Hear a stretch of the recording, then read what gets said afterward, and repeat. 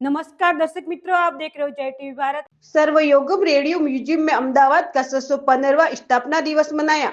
आज अहमदाबाद शहर का 615वां स्थापना दिवस के इस मौके पर आइए हम ऐतिहासिक शहर के अतीत पर एक नजर। हाँ, मेरा नाम सिद्धार्थ पटेल, मैं अहमदाबाद से हूँ, born and brought up in Ahmedabad.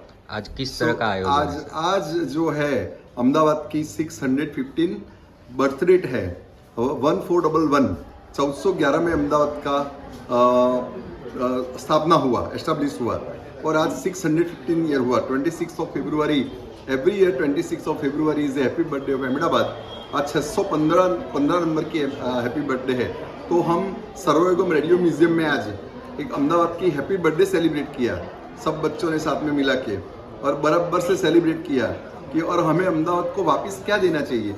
तो जब यूनेस्को ने अहमदाबाद को हेरिटेज सिटी डिक्लेयर किया तो हमें भी ऐसा लगा कि अहमदाबाद को हमें कुछ गिफ्ट देना चाहिए।